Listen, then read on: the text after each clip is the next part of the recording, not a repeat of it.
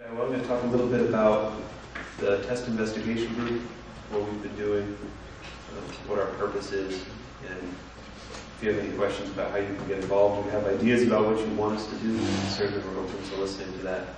Our first slide here just talks about what is the point of the group, what's the mission of the group, so I'll review that.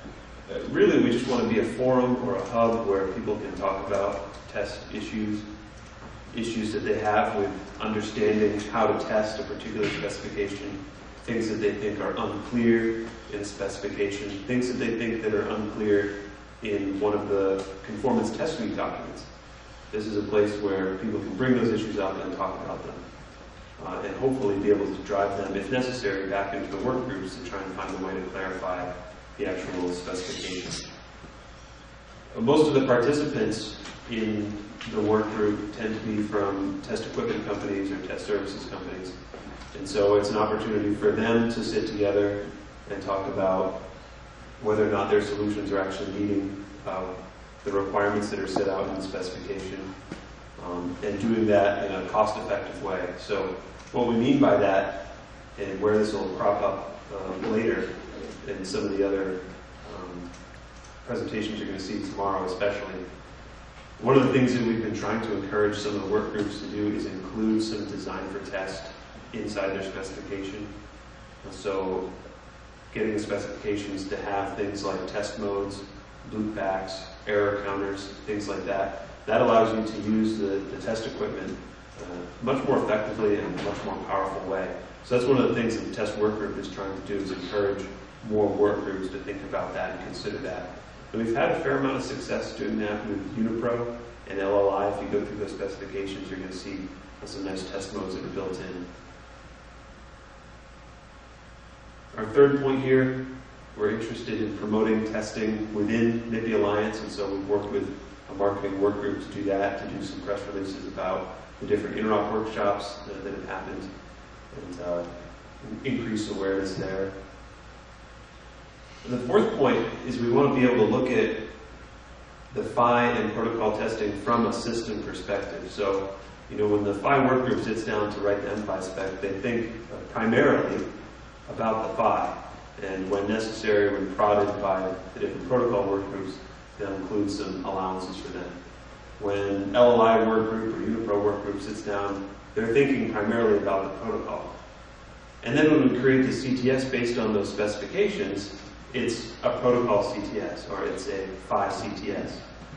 And that's okay, but is there opportunity to not necessarily integrate those, but at least have them complement one another, so that you can test a device from a system perspective, from the idea that the device is a CSI2 transmitter over D5, as opposed to just a CSI2 protocol. And so one of the ways that we've done that, if you've examined the D5 CTS, for example, there's an appendix in there about how to handle different device types, different implementations of D5. So we've done that for D5. We'd like to do it again for M5. Number 5, again, promote testing through different things like white papers and tutorials, and just try and get as much participation from the participants in MIPI Alliance as possible. Anybody who's interested in test, not just people from test companies. In fact, we really like to attract people that are involved in testing from semiconductor companies, sensor companies, anybody that's actually making a MIPI product, have their participation within the test work group, as well as those people that are coming from test-focused companies. That'll help us get a nice perspective, and hopefully kind of bring up some more issues and get some more attention from the work groups. We do our calls weekly, Mondays at 11 a.m. Eastern Time, US, if that's something you're interested in calling in on. Now, some of our current activities. Recently, you might have seen it, you might have been one of the people that responded to it. We had a nice survey that we did, trying to get a nice overall picture of what people's needs are with respect to test within MIPI Alliance. And we're going to use those results to modify not just what we're doing within the testing investigation group, but also to help the board of directors shape their strategy about tests and what kind of direction they want to provide to the Alliance with respect to test.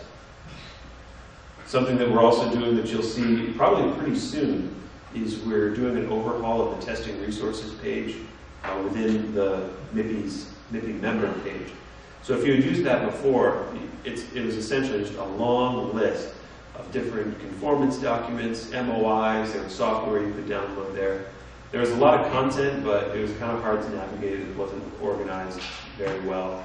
So we're doing a refresh on that, building it into a nice kind of structured table that it'll be easier to find the different documents and resources according to each work group is how we're going to organize it. So that's something you should see pretty soon happening. As far as our roadmap, what we'd like to do in the future, we want to take some of the suggestions that came up during this test investigation group survey and actually implement those. And one of the things that we saw a lot of people asking for were more CTSs and more interop workshops as well.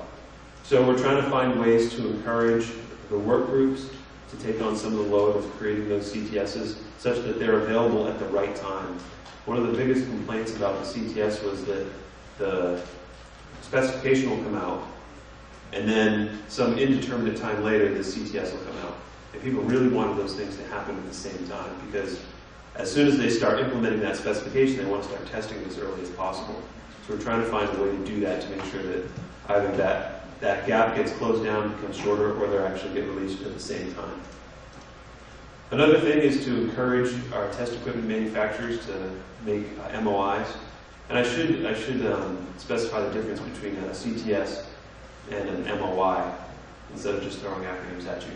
The CTS is Conformance Test Suite, and essentially it just describes all of the requirements from a specification and then how to test them. It provides you an algorithm for how to perform a particular measurement, how to perform a particular test in the language of the specification. It doesn't tell you what test tools to use. It doesn't tell you what buttons to press on a tool. It, in a sense, ignores the test tools. It just tells you what kind of test tools you might, what kind of parameters they might be. You need an oscilloscope with this much bandwidth, for example. You need a logic analyzer that has this capability, but it won't just define a particular model. The MOI takes things a step further. It tells you how to perform this test with a specific model of equipment. So it'll tell you what company, or what model to get, what software package you need to have installed, what buttons you need to press. So the MOI goes into a lot more detail about how to do it. And ideally, in an ideal world, the MOI is based on the CTS. It'll refer back to the CTS and it'll say, in order to perform test number 2 from the CTS, this is what you need to do on that model of test equipment. So hopefully that'll kind of highlight the differences between the CTS and the MOI. Another thing that we saw in the survey was that people were asking for more guidance on what they needed to test for their particular class of device.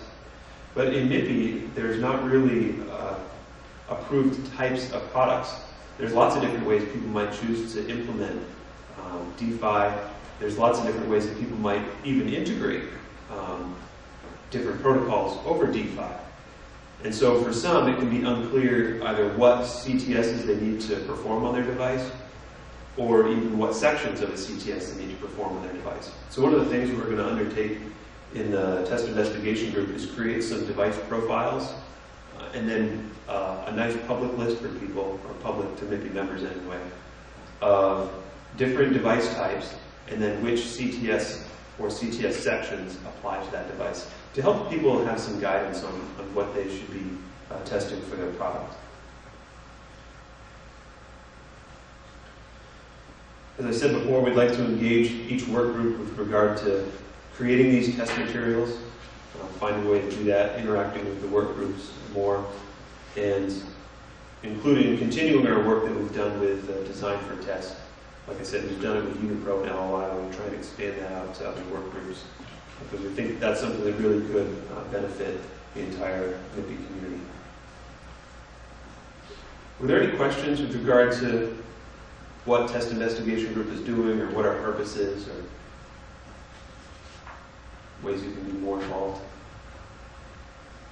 I noticed a couple of groups talking about IoT testing. Is that something that comes within your... In the past it hasn't, but given that in the survey We've been seeing people ask for more of that. I think that's something we'd like to take on and at least track more. I'm going to talk a little bit more about the IoT testing tomorrow and what we do. And to this point, that's been something that's been done kind of on a work group basis. If there's a need in a work group and there's someone in there that's willing to address it, it gets addressed. But it hasn't been addressed like as from a higher level, across the whole alliance. So, but I think that's something that you're going to see the test work group start to do more of in the future. So, good question. I'll have more detail on what exactly we do and how we do it tomorrow. Got a nice long presentation about testing tomorrow. So.